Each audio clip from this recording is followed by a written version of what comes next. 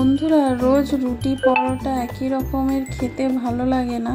তাই জন্য আজকে তোমাদের সাথে আমি একটা নাস্তা রেসিপি শেয়ার করতে চলেছি। সকাল বিকেল বা স্কুল কলেজের টিফিনে, অফিসের টিফিনে কিন্তু তোমরা এটা বানিয়ে দিতে পারো। খুবই সুন্দর লাগে খেতে, খুবই হেলদি, একদম নামমাত্র তেল দিয়ে কিন্তু বানিয়ে ফেলতে পারবে। আর সবজিতে ভরপুর এই রেসিপি। তাহলে ভিডিওটা প্রথম থেকে লাস্ট পর্যন্ত দেখার অনুরোধ রইল। তোমরা প্রথম থেকে লাস্ট পর্যন্ত দেখলে তবেই কিন্তু বুঝতে পারবে আমি এটাই কি কি উপকরণ দিয়ে বানিয়েছি।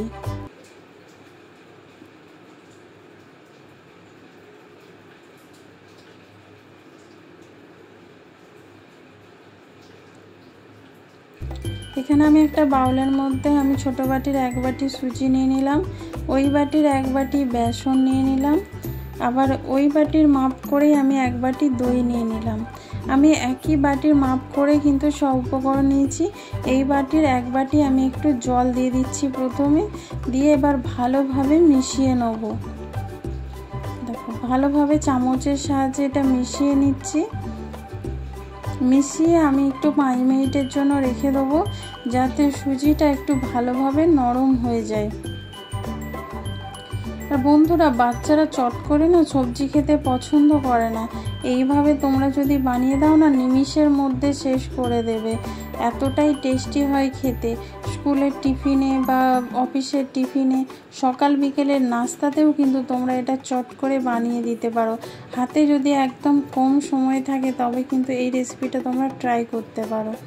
দেখো, 5 মিনিট পর দেখতেই পাচ্ছ পুরো একদম শুকনো হয়ে গেছে। তার মানে সুজিটা খুব ভালোভাবে ভিজে গেছে, খুব নরম হয়ে গেছে। এবার এর মধ্যে আমি আরও 1 বাটি জল দিয়ে দেবো। ওই বাটির মাপ করেই আমি আরও 1 বাটি জল দিয়ে দিলাম। দিয়ে এবার চামচের সাহায্যে ভালোভাবে মিশিয়ে নিচ্ছি। দেখো, এইভাবে কিন্তু মিশিয়ে নিতে হবে,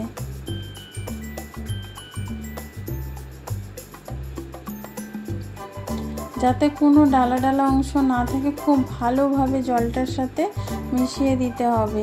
এতে কিন্তু খুব পাতলা ব্যাটার করা যাবে না, একটু ঘন ব্যাটারই কিন্তু এটা থাকবে। দেখো, খুব ভালোভাবে আমি একটু মিশিয়ে নিচ্ছি একদম জলটার সাথে। আর কি মসৃণ একটা পেস্ট তৈরি হয়েছে দেখতেই পাচ্ছ। এবার এখানে কিছু আমি ভেজিটেবলস নিয়ে নিয়েছি, সেগুলো দিয়ে দিচ্ছি। এখানে দিয়ে দিচ্ছি প্রথমে টমেটো কুচি, তারপরে দিয়ে দেবো গাজর কুচি, বাঁধাকপি কুচি, সব রকম আমার বাড়িতে যা ছিল আমি সবই কিন্তু এখানে অল্প অল্প করে অ্যাড করেছি। আমি এখানে পেঁয়াজ দিইনি, তোমরা যদি চাও এখানে তোমরা পেঁয়াজ দিতে পারো। আমি এখানে বাঁধাকপি কুচি, গাজর কুচি, ধনেপাতা কুচি সব দিলাম। দিয়ে এবার ভালো করে কিন্তু মিশিয়ে নেবো, সব সবজির সাথে মিশিয়ে নেবো। এরকম দেখতেই পাচ্ছ কতটা কালারফুল লাগছে, লাল, হলুদ, সবুজ, দেখতেও কতটা সুন্দর লাগছে। একদম লোভনীয় একটা রেসিপি। এইটার সাথে কোনো কিচ্ছু লাগে না আর খেতে, সামান্য সস দিয়ে কিন্তু এটা খাওয়া হয়ে যাবে। তোমরা একবার বানিয়ে তোমাদের বাচ্চাদের দিতেই পারো বা বড়োদেরকেও দিতে পারো।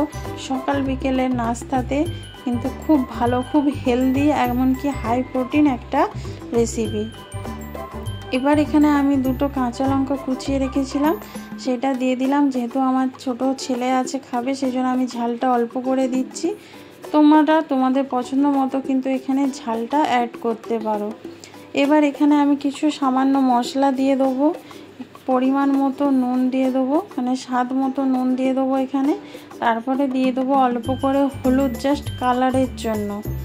আর এখানে দিয়ে দেবো গোলমরিচের গুঁড়ো, এটাতে টেস্টটা একটু বাড়িয়ে দেবে। ব্যাস, আর কোনো মশলা দেওয়ার দরকার নেই। এবার ভালোভাবে সব কিছু মাখিয়ে নেব। এই হলুদটা দেওয়ার কারণে না কালারটা খুব সুন্দর আসবে। যখন তোমরা রেসিপিটা বানাবে তখন কিন্তু খুব সুন্দর একটা হলুদ কালার আসবে, দেখতে খুব ভালো লাগে। সেই জন্য এখানে হলুদটা আমি অ্যাড করেছি। তোমরা যদি না চাও এখানে নাও দিতে পারো। আর এক্সট্রা কোনো মশলা দেওয়ার দরকার নেই। আর দইটা দেওয়ার কারণে মানে এত সুন্দর একটা স্বাদ হবে, গোলমরিচের গুঁড়ো আছে, মানে সব কিছু মিশিয়ে একদম অসাধারণ একটা চটপটা রেসিপি। এবার দেখো, বানাবে যখন তখন তোমরা একটু অল্প করে বেকিং সোডা বা ইনো দিয়ে দেবে। আমার হাতের কাছে ইনোটা ছিল, সেজন্য আমি অল্প করে হাফ 4 ভাগের 1 ভাগ মানে ছোট 4 চামচের 1 চামচের হাফ চামচ আমি এখানে ইনো দিয়ে দিলাম। এবার দিয়ে ভালো করে দেখো মিশিয়ে নিচ্ছি। এটার কারণে খুব সুন্দর একটা ফ্লাফি একদম তৈরি হবে।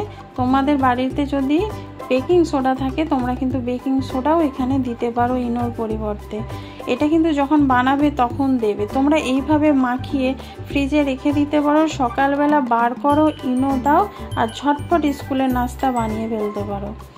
এবার দেখো কড়া বসিয়েছিলাম গ্যাসেতে, তেল দিয়েছি অল্প করে, নামমাত্র একটু তেল দিয়ে এবার ভালো করে আমি চারদিকটা একটু লাগিয়ে নিলাম। তোমরা চাইলে ব্রাশ করে নিতে পারো, আমি এমনি কড়াতে দেখাচ্ছি, তোমরা ননস্টিক কড়াতেও কিন্তু করতে পারো। এবার একটুখানি ব্যাটার নিয়ে দেখো এইভাবে আমি দিয়ে দিচ্ছি। যেহেতু ছোট কড়াতে এরকম ভাবে বানালে একটু গোল মতন শেপের খুব সুন্দর লাগে দেখতে, সেই জন্য আমি একটা ছোট কড়াতে এটা বানাচ্ছি। তোমরা চাইলে কিন্তু ননস্টিক কড়াতে বানাতে পারো। এবার এইরকমভাবে দিয়ে চাপা দিয়ে রেখে দেবো, একটা প্লেট দিয়ে চাপা দিয়ে 2 মিনিট রেখে দেবো। 2 মিনিট পর তোমাদেরকে খুলে আমি দেখাচ্ছি। দেখো এটা চাপা দেওয়ার কারণে খুব সুন্দর ভাজাটা হয়ে যাবে আর যে সবজিগুলো রয়েছে সেটা পুরো সেদ্ধ হয়ে যাবে। দেখো ওপরটা দেখতে পাচ্ছ কত সুন্দর একদম শুকনো হয়ে গেছে। এবার সাইড দিয়ে আস্তে আস্তে করে একটু ছাড়িয়ে নিতে হবে, ছাড়িয়ে নিয়ে তারপরে তোমরা উল্টে দেবে। উল্টে দিলেই কিন্তু একদম রেসিপি। এই দেখো কত সুন্দর হয়েছে, কালারটা দেখতে পাচ্ছ। এইভাবে তোমরা যদি বানিয়ে দাও বাচ্চা থেকে বড় সবাই কিন্তু খুব চেটে পুটে খাবে। আর এটা বানানোর কোনো ঝামেলাই নেই, বানিয়ে তোমরা চাপা দিয়ে অন্য কোনো রান্নাও করতে পারো।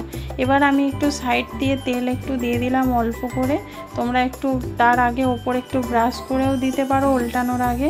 আবার আমি প্লেটটা চাপা দিয়ে 2 মিনিট রেখে দেবো। তাতে কি হবে, সবজিগুলো খুব ভালোভাবে সেদ্ধ হয়ে যাবে। দেখো এবার আবার তোমাদেরকে আমি খুলে দেখাচ্ছি। দেখো এবার আমি উল্টে তোমাদেরকে দেখাচ্ছি। এটা একটু উল্টে নিয়ে এবার তোমরা একটু সময় ধরে যদি করো তাহলে কিন্তু আর ভাজতে লাগবে না। আমি একটু ভেজে নেব কারণ একটু নরম আছে, সেজন্য আমি একটু উল্টে পাল্টে সময় ধরে একটু লাল লাল করে ভেজে নেব। এই সময় কিন্তু আর আমি চাপা দেব না, উল্টে পাল্টে ভেজে নিলেই একদম কিন্তু রেসিপি কমপ্লিট হয়ে যাবে। দেখো দেখতেই পাচ্ছ কত সুন্দর হচ্ছে আর কালারটা কত সুন্দর এসেছে। এইভাবেই কিন্তু আমি সবগুলো বানিয়ে নেব।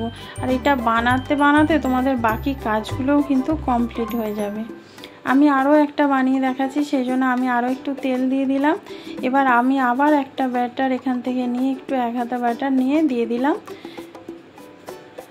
দিয়ে আবার আমি চাপা দিয়ে কিন্তু একই রকমভাবে রেসিপিটা করে নেব।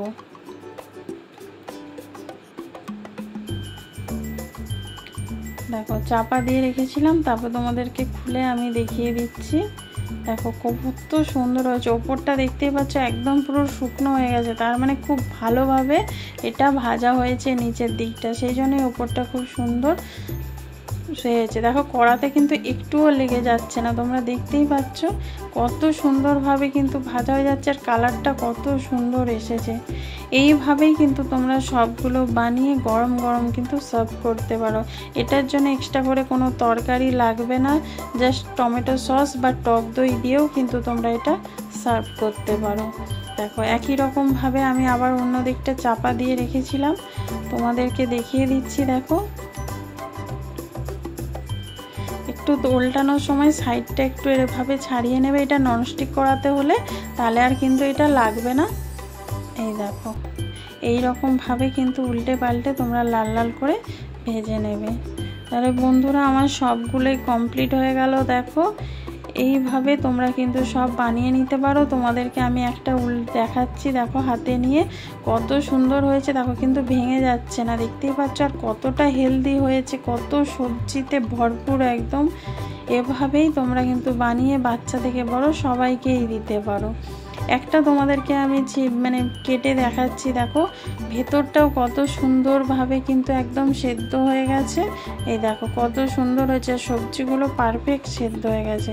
তাহলে বন্ধুরা এই ভিডিওটা যদি ভালো লেগে থাকে লাইক কমেন্ট শেয়ার করো। নতুন বন্ধু যারা দেখছো তারা চ্যানেলটা সাবস্ক্রাইব করে বেল আইকনটা ক্লিক করে দিও। যারা ফেসবুক থেকে দেখছো পেজটা ফলো করে দিও। তোমাদের সাথে আবার দেখা হবে নতুন কোনো ভিডিওতে। কালকে আমি আবার চলে আসছি নতুন ভিডিও নিয়ে।